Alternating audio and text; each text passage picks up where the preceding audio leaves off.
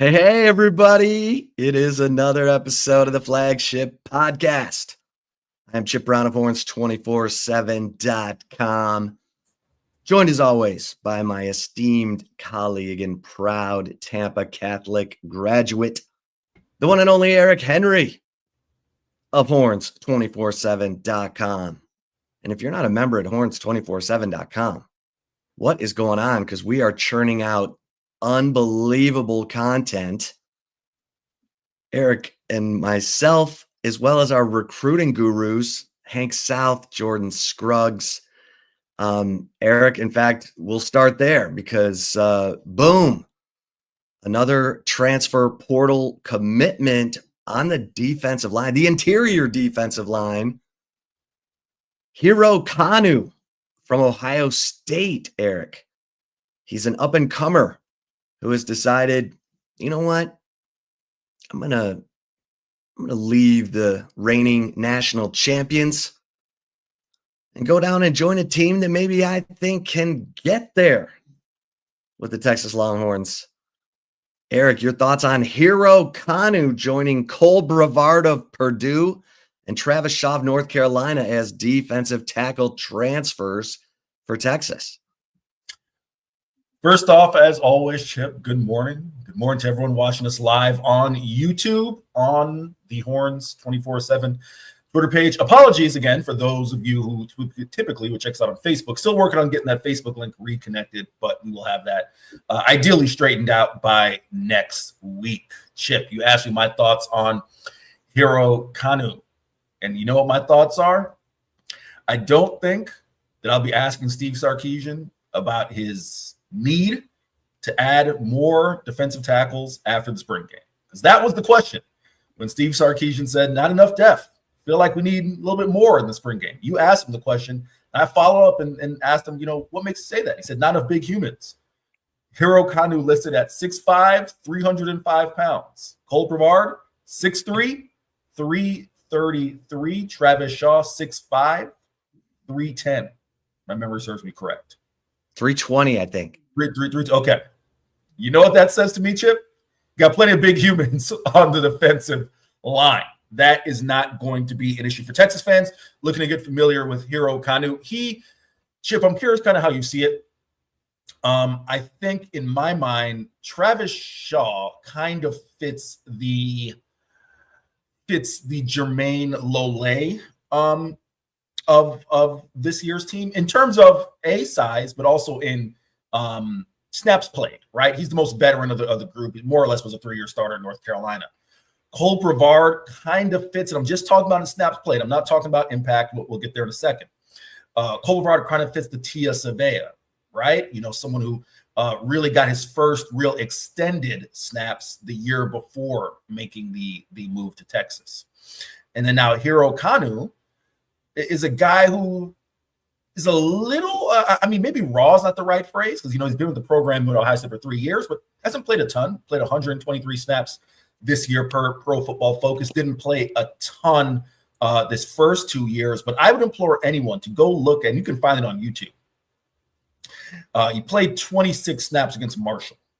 That was his high mark for an entire career. Go check out that film if you want to get a real feel for Hero Kanu. I think this is setting up real well for Texas in terms of their defensive tackle room. Now you've got 3 guys with experience, right? And Chip, I think it feels safe to say at this point, now entering year 5 of the Steve Sarkisian era, he does prioritize, when going to the transfer portal, he does kind of prioritize experience, right? I think you can say that. It's not that, and I don't know what your take on it is. I think 2 things can be true. I think maybe the argument could be made that, all right, you recruited these defensive tackles, talented guys, why not let them play? I think the flip side to that is Texas's national championship window, as long as Steve Sarkisian is the coach, is going to be open. As long as Steve Sarkisian and Chris Del Conte are in Austin and the commitment is there, the window is going to be open.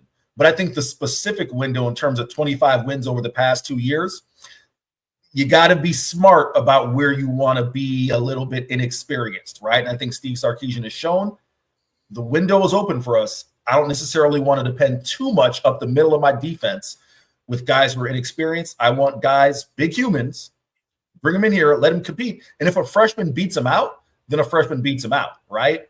But I'm going to try, and I'm speaking as Steve Sarkisian, I'm going to err a little more on the side of caution when it comes to experience. So those are kind of my major takeaways from the addition of Hero Kanu. Curious your thoughts, Chip. Yeah. No, I think I'm curious if that's it, because last year they brought in Tia Savea at this time, and then they found Bill Norton and Jermaine Lole after spring ball. So I don't think you can have enough defensive tackles. Last year, Texas had 5 who they could count on. Alex January got 94 reps. He's a guy they're excited about. He's the only experienced returning interior defensive lineman. They did sign a super talented freshman class of defensive tackles, Justice Terry, Myron Charles, Josiah Sharma, that I think they feel like can be a foundational class at defensive tackle, much like that 2022 offensive line class that Texas brought in, 7 of them, and they're all still with the program if they haven't left early for the NFL, like Kelvin Banks and Cam Williams. But they that was a foundational recruiting haul, and I think Steve Sarkisian, Pete Kwiatkowski, Kenny Baker, Johnny Nansen are doing it again in terms of fortifying the second most important position on your football team next to quarterback. So kudos. These guys are hard to find. They're expensive in the world of NIL unless you can find that developmental guy like a Hero Kanu, or the guy that's been playing on a floundering team or a middling team who you can get maybe at a better price than, who was our guy last year? Dominic Williams. Yeah. We got 1.5 mil to go to OU. So Texas has never paid a player $1 million in NIL out of the collective. So they've arranged for marketing deals and that kind of thing to supplement NIL, but they've never hit that $1 million mark. So everyone thinks, oh, they paid Quinn a ton. No, they lined up some deals for Quinn. Quinn's agent lined up some deals for Quinn. So anyway, I think Texas has done a good job of managing their NIL cap while finding the players they need to fortify, supplement, because they did whiff on the defensive tackle position. Eric, there's no your, you had 2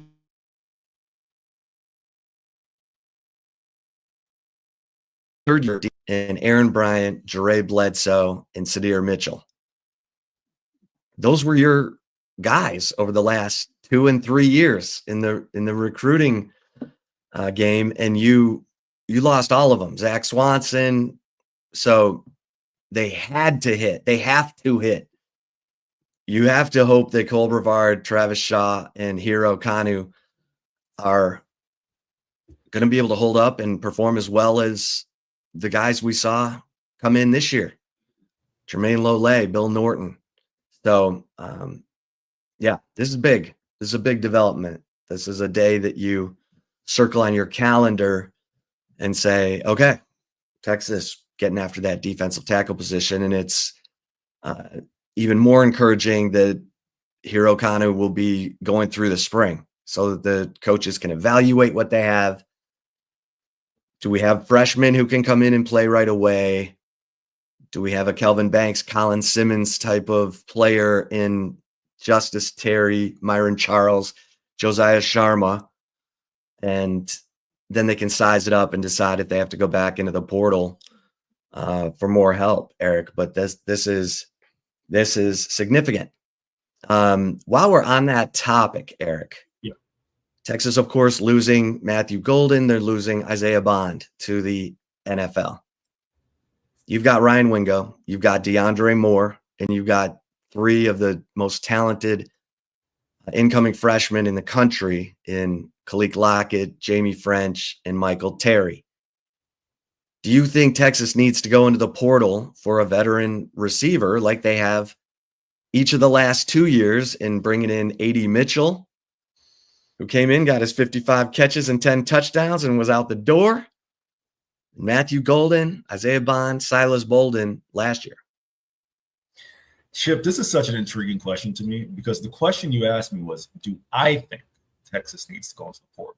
Which is a different question as to whether I think they will, right? Okay, both.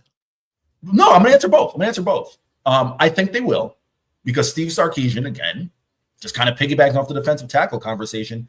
I wrote this definitely I can't remember how long ago it was. You can go back and Chip, you were covering the team, 2021. I wasn't here yet. I always forget the second player's name, Joshua Moore and Marcus Washington. Is that the second one? Right? Yeah. Josh Moore, Marcus Washington. He had veteran guys around Xavier Worthy. You go to the next year, you have a Jordan Whittington who's a little bit more experienced. You have a Casey Kane, a little more experienced, and you get Worthy as a sophomore, right?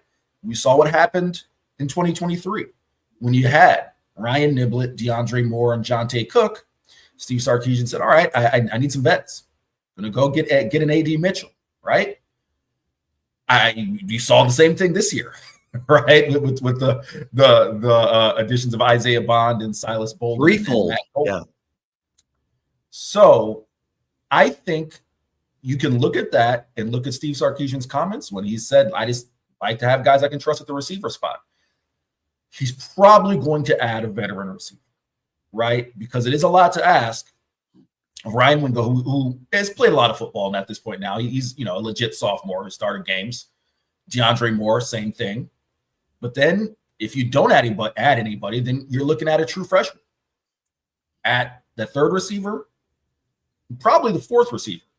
If not a true freshman, a redshirt freshman who hasn't played, right? That leads me to believe Steve Sarkisian will. Do I think they need to? Maybe it's the glass half full in me, Chip. I'm a natural optimist.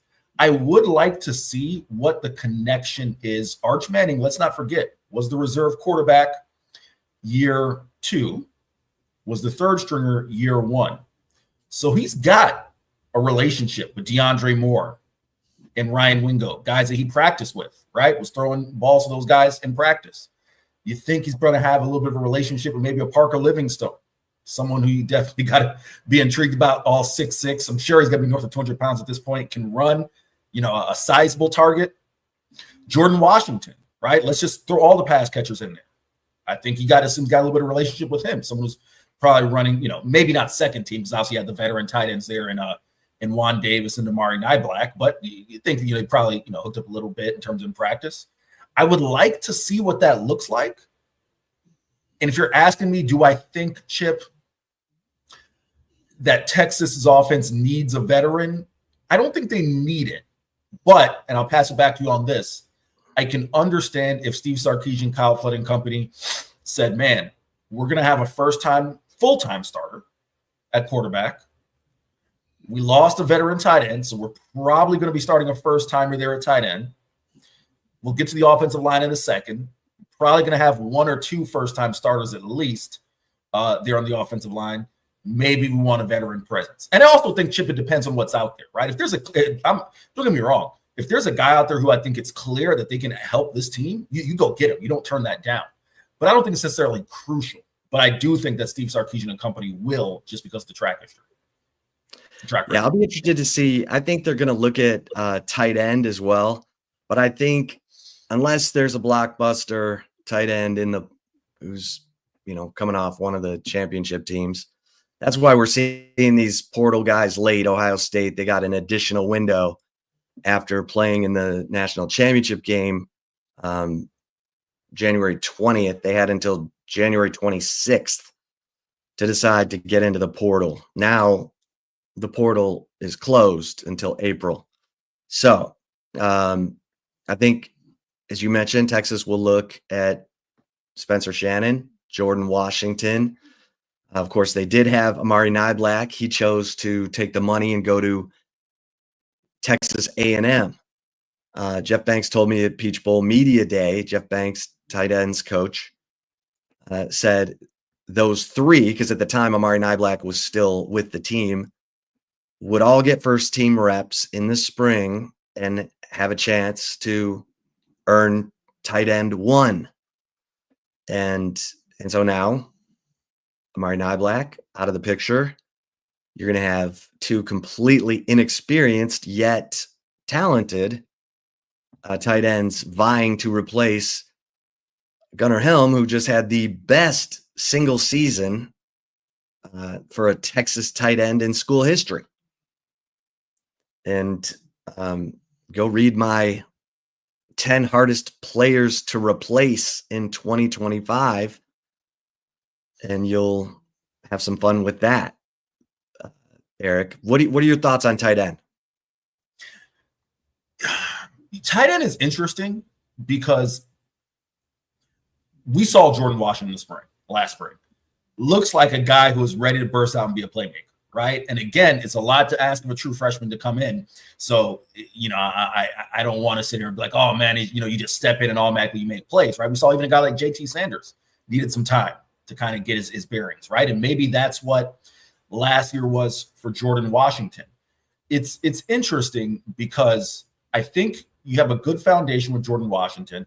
I think you have a real good foundation with he and Spencer Shannon, who appears at bare minimum for what you want to ask that second tight end to do, to kind of be that Gunnar Helm. And I'm not referring to Gunnar Helm last year, but Gunnar Helm earlier in his career, to kind of be that blocker, big kid, right? 6'5", 250. You ever see Spencer Shannon? He's every bit of that. He is a big boy, right? So 6'7", 255. 6'7". You got to keep. I'm shorting him, on the height, right? So that intrigues me. I think with that one, I'm more enticed by whatever rapport that Arch Manning may have with those guys already built, as opposed to just bringing in a tight end again, unless it's someone who is either established or it's like, all right, this is someone who, can't miss. We think that there's potential for him to break out. But Jeff Banks is one of the, we talk a lot about Jeff Banks as a special teams coordinator, but he's done a good job with tight ends, right? Let's not sell him short there. So I'm a little more optimistic as far as the idea of let's just roll what you have on the roster, at least through spring. And then if you identify, all right, there's someone out there, because that's also the other aspect of this, right? We're talking about it pre-spring, and we know how this thing works. There are going to be guys who are disgruntled and unhappy with their spot post-spring, right? For example, that's how Terrence Brooks ended up in the Big Ten, right? He was part of the roster in spring last year, and all of a sudden it's like, all right, we're going to sit down and have a conversation, and all right, maybe it's time for you to move on. That's going to happen around the country. So if there's an opportunity there, then yeah. But otherwise, I'm quite fine with Jordan Washington and Spencer Shannon. Yeah. Chris Bennett, aka CB, wanted to know if Texas would dip in for a portal kicker. And I think that is on the table. I think they'll see how things go in spring ball. Mac Brown was amazing at getting kickers to walk on, and they struck gold. But they've had a great run of kickers. Cameron Dicker, obviously we go all the way back to Jay Tuck. Hunter Lawrence, it's unbelievable how good Texas has been kicking field goals. And now they've sort of hit this pothole with Bert Auburn with the way that the season ended, Eric. And we saw Will Stone kicking extra points in the college football playoff semifinal against Ohio State. So there was a kickoff in the pregame that was kind of a mess. So I would not rule that out, CB. Eric, I want to ask you about a couple quick nuggets, because we do have some active stuff. Baron Sorrell is at the Senior Bowl. He's the only Longhorn at the Senior Bowl. So the Senior Bowl will be on this weekend. What is it?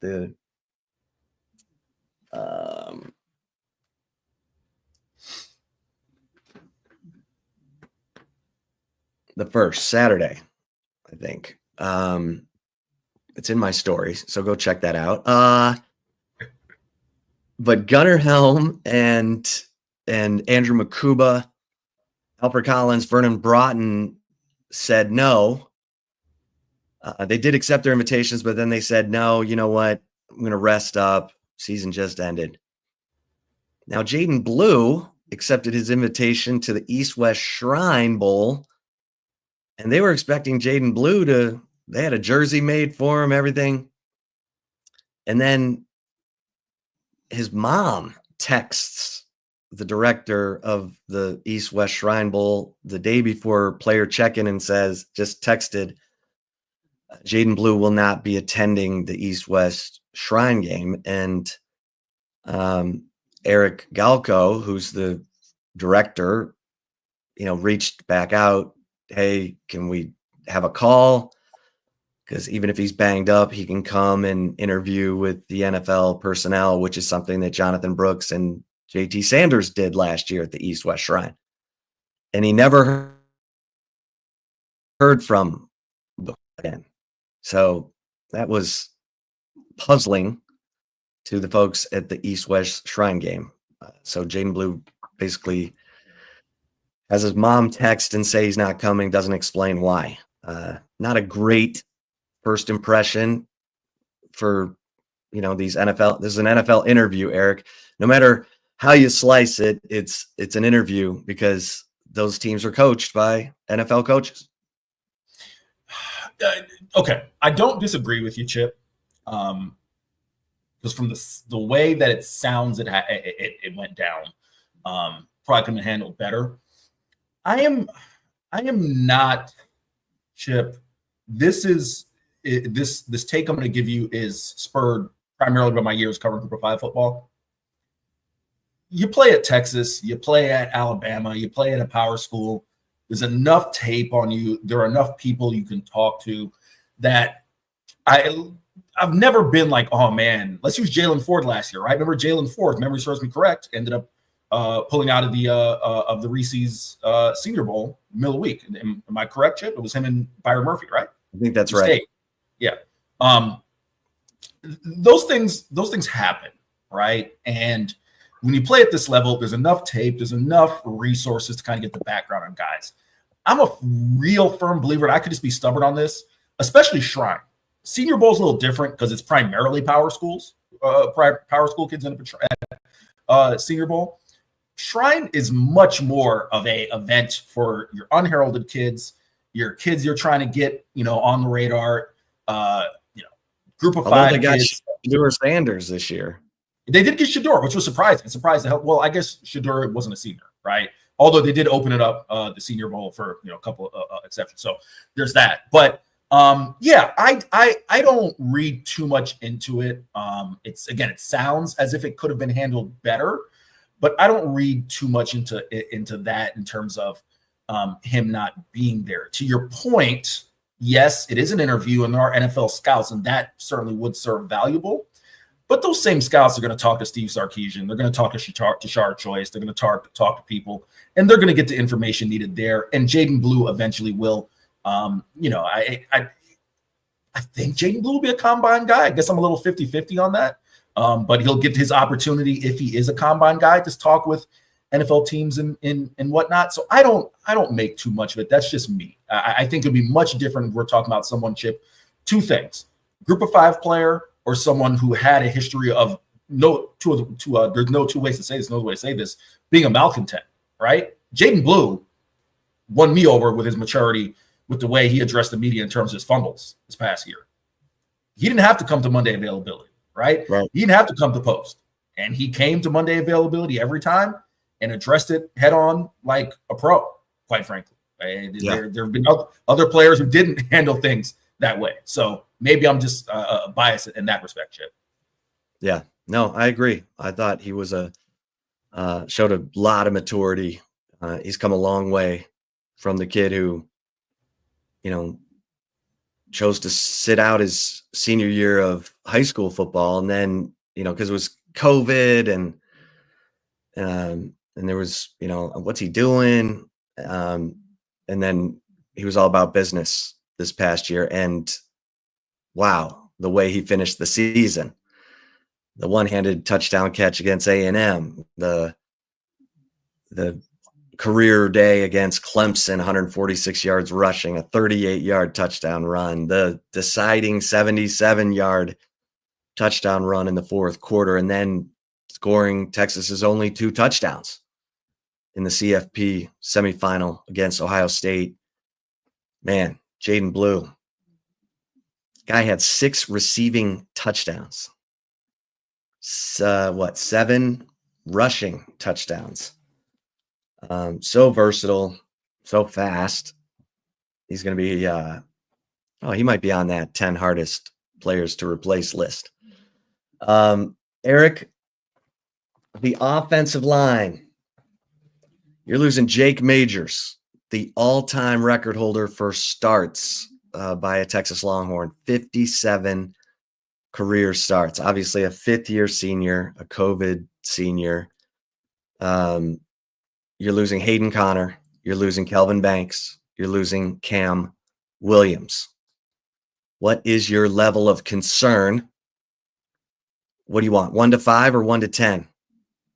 We can go 1 to 5. I would say my level of concern is a 3, and this has less to do with the potential of the guys. And let's just throw out a bunch of names, right? You got NATO, you got Brandon Baker, you got Trevor Coosby, you got Daniel Cruz, you got DJ Campbell, you got Cole Hudson.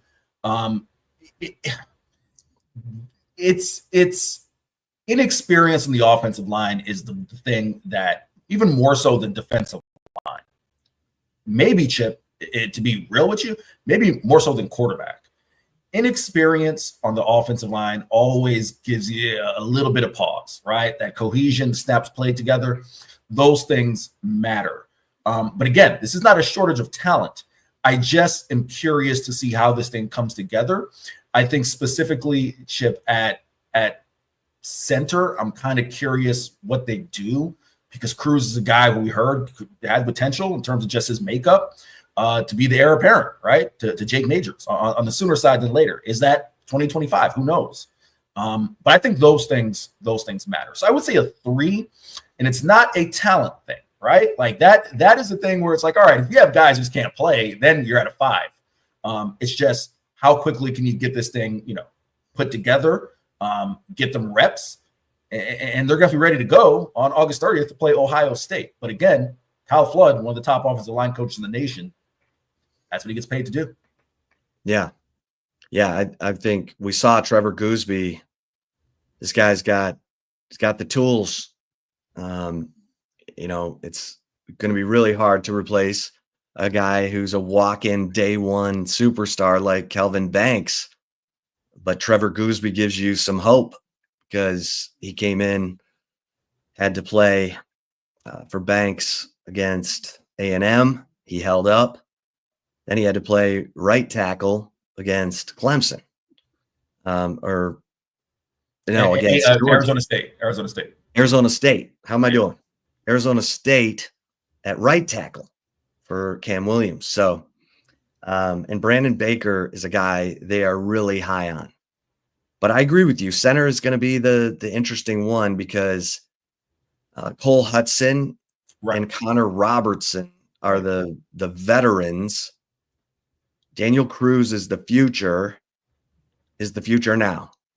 So, or do they go into the portal possibly for their first ever offensive lineman? We know they kicked the tires on a USC offensive lineman earlier in this portal cycle. So that will be interesting.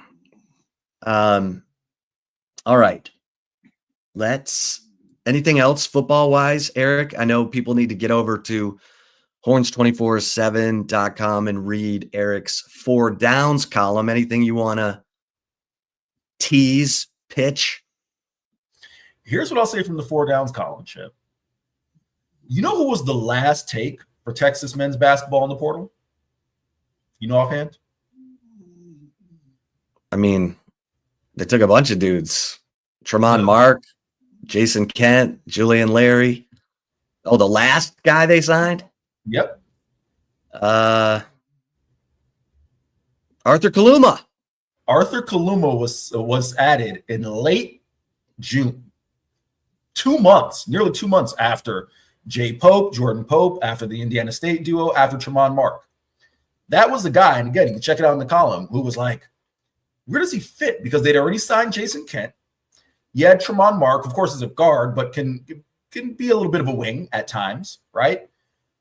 He wasn't Arthur Kaluma 6'7", so he's not a center, right? You knew he had a need there because he thought, Caden Sheldon going to play that 4. It's like, where does he fit? Who would know? Who would have thunk it, Chip? That the 6'7" guy, who was the third scorer, third option at Kansas State, a Kansas State team that didn't make the tournament last year, ends up being, I don't want to, be hyperbolic to say the heart and soul, but a huge factor, a guy who leaves it out there every single night for Texas, leading rebounder, second leading scorer. Check that out in 4 Downs. Yeah. Well, that's a good segue into a little hoops. And how about it, kids? The Texas Longhorns come back from 22 down. I mean, people were cussing Rodney Terry and this Texas basketball team. They probably don't even want to admit what they were saying when Texas was down 22 at home to those fighting Texas Aggies. And then what happens? Technical foul. Trey Johnson enters the zone, scores 24 of his 30 in the second half. And lo and behold, Tremont Mark, who had the game-winning basket for Arkansas against A&M last year, does it again, Eric, with a high degree of difficulty. Runner, left-handed, he's left-handed, but up off the glass and in. Now, Wade Taylor's desperation 3 almost went in, but it didn't. And Texas comes away with the win. Again, erasing a 22-point deficit. Eric, what did this win do for the Longhorns? That win was huge, Chip. In my mind, as the Missouri win was okay, much needed, but you felt like, all right, Mizzou shot uncharacteristically bad, one of the better shooting teams in the SEC. They shot something like 18% from 3, 31% from the field. Couldn't buy a bucket. There were many open looks, Chip, and if those had gone down for Missouri, it's probably a loss for Texas. So you're thinking, all right, it's nice, but was it an aberration? They come back. Arthur Kaluma, what I just referenced, guts out that Missouri win. Had a knee injury that, even by his own admission and Rodney Terry's admission, maybe shouldn't have went back in the game in the second half, but he decided to gut it out. RT left it up to him. That ends up costing him in terms of his availability for A&M. You're down your leading rebounder. You're down your third leading rebounder, one of your top perimeter defensive players in Kendall Weaver. You know you're going to get manhandled on the boards, Chip. Like, it wasn't even a question that you're going to get manhandled on the boards, and they were. 42-27 advantage, specifically on the first half. A&M leads the nation in rebounding. There you go. And to find a way, Chip. Now, it was a bit of a weird game, right? Those technical fouls that Buzz Williams said, don't ask me, go talk to the coordinator officials of the SEC. Certainly helped pave the way for Texas to get back in it. But that was a huge win. Now you get 2 quad 1 victories. You enter this stretch of the schedule, Chip, in which, not to say that the SEC schedule lightens out, because it really doesn't this year. But when you opened up and 6 of your first 7 league games were against top 25 teams, tough ask. Okay, You're going to head to Ole Miss, and I will leave Chip a little room to talk about, the importance of that matchup, because he lived everything that went down with Chris Beard and Rodney Terry. But you go to Ole Miss, you then go to LSU, who you hate to say a bottom dweller, right? But they're the lower half of the league, and they're challenging, but lower half of the league. You have who am I missing? Arkansas, that's struggling from John Calipari, bottom half of the league, and then you have Vandy, a surprising Vandy team, right? So if Texas, in my mind, for their NCAA tournament push, because when you come out of this 4-game stretch, you're going to get Alabama, you're going to get Kentucky, you're going to get some teams that certainly will push you, if not more than push you. It's huge that Texas, in my mind, and we'll get to this and take it or leave it, wins at least 2 of these games to really make up some ground in the SEC. So all in all, a huge 2-game win streak for the Horns and a huge 4-game stretch here coming up. Yeah, it was impressive. No Arthur Kaluma. Trey Johnson, 24 of 30 in the second half. That was big time, because you needed made buckets, and guess what? Trey Johnson climbed into the zone and delivered. Not a lot of misses down the stretch for A&M to go grab the rebound and leave you to 1 shot per possession. Texas was maximizing possessions, scoring unbelievable. And of course, the viral video of Arch Manning videotaping the end of that game himself, jumping up and down, was pretty cool, because it was frenetic, crazy. Anytime you get Texas and Texas A&M going at it and you get a last-second photo finish, building's going to come apart, and that's what happened. You mentioned the Chris Beard Bowl. Texas gets to go to Ole Miss, as opposed to Chris Beard having to come to Austin for his first game against Texas since he was fired after a horrifying police report that came out. I do believe that there was blame on both sides. This was not Chris Beard losing his mind for no reason. I do believe that his then fiance slapped the glasses off of his face, and things escalated from there. But walk away. What are you doing? What are you doing in a relationship that's even questionable like that, where there could be a 911 call with allegations of choking and biting? And nonetheless, Chris Beard fired over that, and you knew someone was going to take a chance on him. Figured it'd probably be someone in the SEC, where there are a lot of second chances given if you've shown you can win. I talked to Chris Beard at SEC meetings. He was like, "Hey, I wish Texas the best. I have no desire to look back." And so there he is with his all-star cast coaching staff. Mark Adams, who replaced him at Texas Tech as head coach, is on his staff. Bob Donewald, who did such a good job with the Texas offense while he was here, is on that Ole Miss coaching staff. And so most people will hear this podcast after that game. But there's no question, Eric, that when you hire the interim head coach, and you've written about this, it doesn't have the same pop for the fans. And yes, Rodney Terry helped coach Chris Beard's players and culture to a whisker of reaching the Final Four a couple of years ago, losing to Miami. Game was tied with a minute left. Texas had a 13-point lead with 12 minutes left. But the fans don't give that interim promotion the benefit of the doubt. They want their big time coaching hire that they were yearning for when Beard left, and so they're skeptical of pretty much everything that the interim coach does until he can do something substantial, Eric. And that's the question. What's substantial? Now, I know we're getting ahead of ourselves here. Does he have to win a game in the NCAA tournament? Does he have to win 2 games in the NCAA tournament? But I want to throw it to you on this, Eric, because we know what the NIL situation is for basketball in the SEC, and Texas is middle of the pack. Tell the folks, your take on Texas being middle of the pack in terms of NIL spending on basketball. Yeah, real quick, there's a comment there. Michael Golden says Florida's coach didn't lose his job. I would say that's completely apples and oranges, just for the record. I'll just add that in relation to Chris Beard. That's completely that's couldn't even be further from apples and apples there. Nevertheless, to the question you asked me, Chip, this is how I feel, man. I'm not saying that spending money always yields results.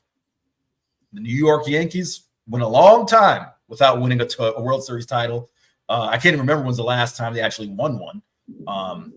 I feel like there's one that's probably recent that's escaping me. The point is, spending money doesn't always get you a title. The LA Dodgers, Chip, spend money routinely. It's gotten them one, but it didn't get one every year. So I'm not saying you spend money. The LA Angels. Well, yeah, there's another example, right? I'm not saying you spend money, so therefore you win a championship. However, in college athletics, Chip, in today's college athletics, with NIL, that, in my mind, is indicative of your commitment to winning. It's not that I don't think that you want to win. Everybody wants to win, right? But can you put your money where your mouth is? Again, I will go back to my time, and my perspective is probably, again, shaped by my time covering Group of 5 football.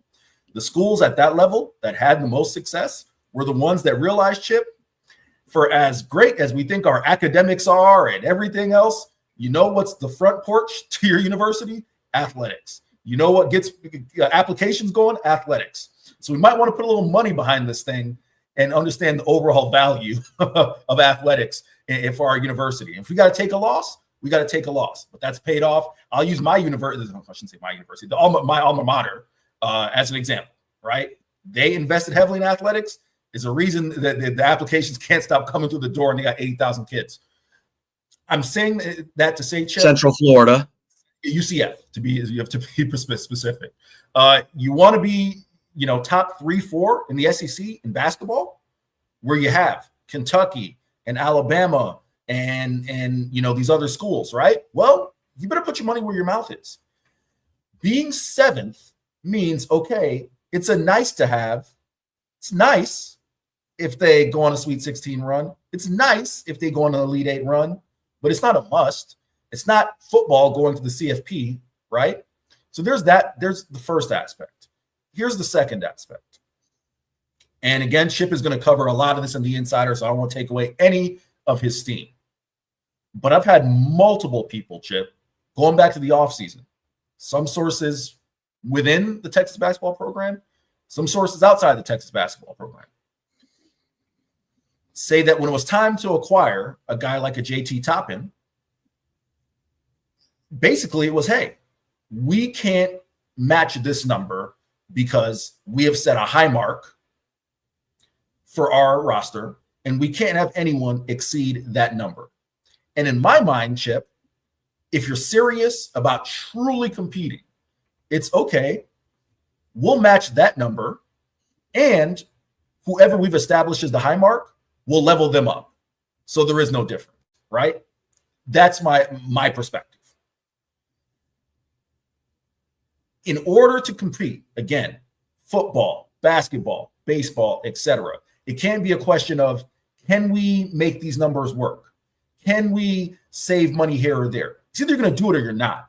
So I say all that to say, while there's a real conversation to be had, everything you just said in relation to Rodney Terry and him having the interim title and that not really stirring up, really driving people to want to go out and kind of, motivate people to do that, right? I think that's true. But then you also have to say, okay, is Rodney Terry coaching with one hand behind his back, right? Because if he can't go make the call to go get the guys needed when you have a clear need in terms of the post as a big, well, then what are we doing? So that is kind of my takeaway. And again, I don't want to take anything away from Chip because he's going to have really good info, really good intel, numbers, facts, figures in the Insider tomorrow morning. Or if you're listening to this on Thursday, today morning or this morning. Yeah. Today morning. What is today morning? This morning, Chip. Today morning. Today morning. Yeah. Okay. So there you have it. Texas basketball taking on Ole Miss. The 4-game stretch we'll get into in take it or leave it. 4-game stretch coming up. Texas women's basketball. Taylor Jones. Let's go. Taylor Jones, SEC Player of the Week after playing 2 of the best games of her Texas career in victories over Tennessee and Ole Miss. Taylor Jones coming up with some huge rebounds. Madison Booker also playing great in those games in different ways. Booker really struggled shooting the ball against Ole Miss, 5 of 15. But it was 2 big offensive rebounds of her own misses that ultimately set her up for the game-winning shot with 25 seconds left. And then she stole the inbounds pass from Ole Miss when Ole Miss had a chance to tie the game. Texas wins 61-58. So Texas played 3 games last week, Eric. They played that Coretta Scott King Classic on Monday, won in dominating fashion. Then they had that tough game at home on Thursday against Tennessee. Back and forth, 15 lead changes, 15 ties. Texas wins 80-76.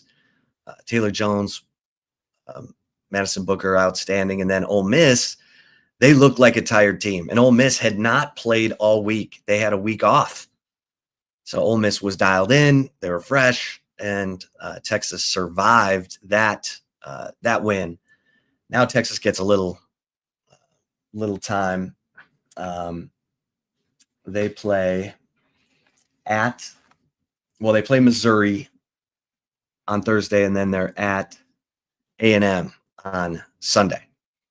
So Texas women roll on. And Eric, you ready to get to some take it or leave it? I am ready, my man. Well, then, let us commence some take it or leave it.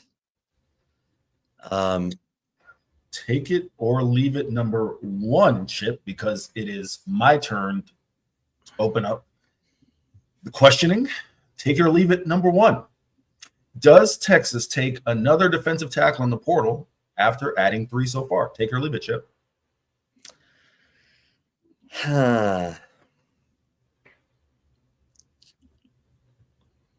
You know what? I'm going to leave this for now. You got to do a great job of evaluation. It's speed dating, Steve Sarkisian calls it, when you're recruiting out of the portal. If these 3, Cole Brevard, Travis Shaw, and Hiro Kanu are anywhere close to what they got last year in Jermaine Lole and Bill Norton, then I think they're okay because they do have Alex January, they have Melvin Hills, they have the 3 freshman defensive tackles we mentioned. So I'm going to leave this for now, Eric. How about you?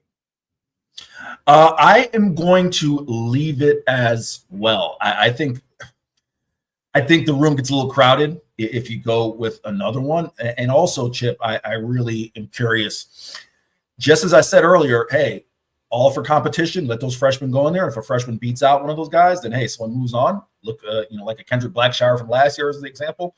But I think in my mind, and I could be making too much of this, I think if you add another, that really kind of inhibits the development of the young guys you have in there right now, right? So you look at where it is right now. You have 3 guys who have college experience.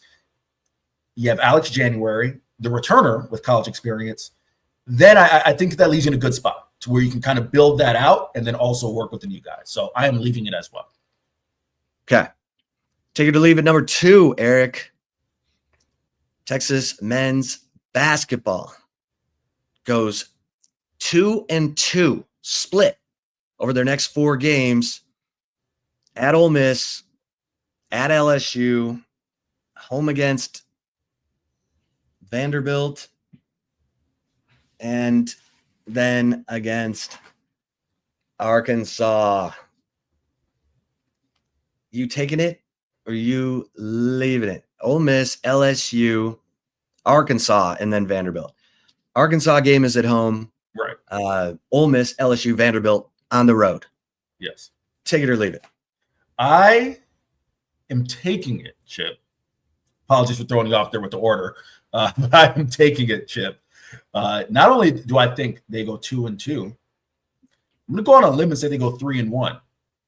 I'm not 100% sure if the third win is Ole Miss. I think that's going to hinge on Arthur Kaluma's status. I will check the SEC availability report when I pass it back to Chip to see if they're giving an update today, but usually that update comes prior to tip-off. But no, I think LSU can be a win. I think Arkansas is a team that's struggling. It's going to be more of a 50-50 game, but I think it's going to be a win. I think they'll win at Vanderbilt. I think they go 3-1, Chip. What says you? I like it. Yeah, I'm going to take this as well. This team's, I think you have to be able to build on what they did against A&M, because now you have the belief that you can come back from a deep well and still pull off the win against a talented basketball team. It's so funny because Texas did to A&M what A&M did to Ole Miss in the game prior. A&M never led at Ole Miss until they took the lead to win the game. It was an amazing final minute in that A&M Ole Miss game, and then A&M turns around and Texas does the exact same thing to A&M. Texas never leads. They're down 22. They come back. The first time they lead is when they basically win the game. So you have to be able to build on that. And so, yeah, I think they go at least 2-2. And Chip, just following up, Arthur Kaluma's status per the SEC availability report is probable, which for those of you who want to compare the A&M game, he was listed as a game time decision at this point in time leading up to that game. So it does appear as if Arthur Kaluma will play. Take it or leave it. Number 3 to bring us home, the Texas baseball player you are most excited about is true freshman Adrian Rodriguez. Take it or leave it, Chip.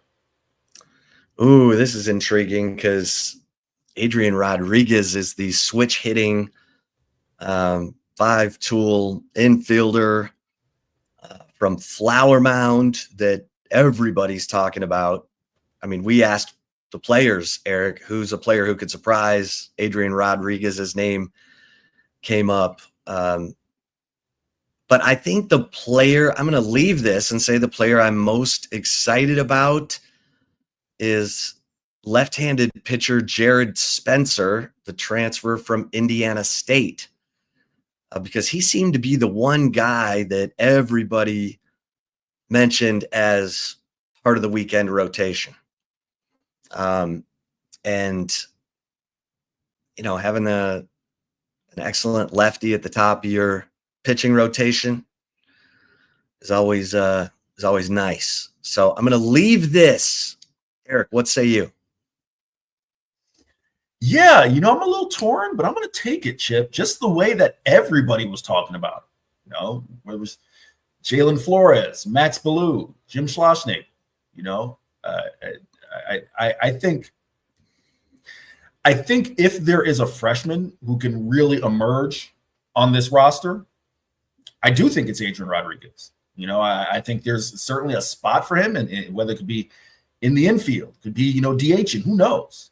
But I think just by the way that everyone kind of, and also Chip, you know, what did Schloss say to us? He said 2 things. And one, he likes bigger guys. Said, I don't like small guys unless you can run.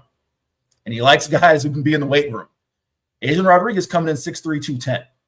So that bodes well for his prospects as well. So I'm going to take it, Chip. Yeah, what did he say? Rodriguez has already put on 15 pounds of muscle. Here you Yeah, go. these guys lift. Like I've had sources say this baseball team is lifting like the football team. That Schloss is all about big. He wants to intimidate you. He wants to physically beat you up. And so interesting. But yeah, Adrian Rodriguez looks like the real deal. All right, good stuff. Good stuff, kids. Lots of good convo here, Eric, in this edition of the Flagship Podcast.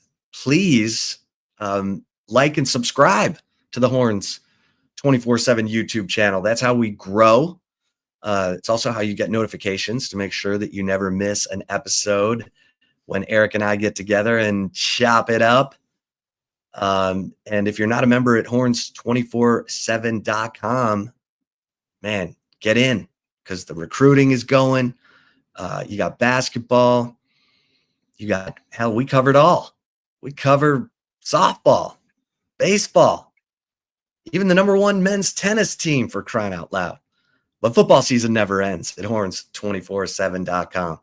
So thanks, everybody, for tuning in to this episode of the Flagship Podcast. Until next time, we'll see you over at horns247.com. For Eric Henry, I am Chip Brown. Thanks for listening. Stay safe and keep the faith.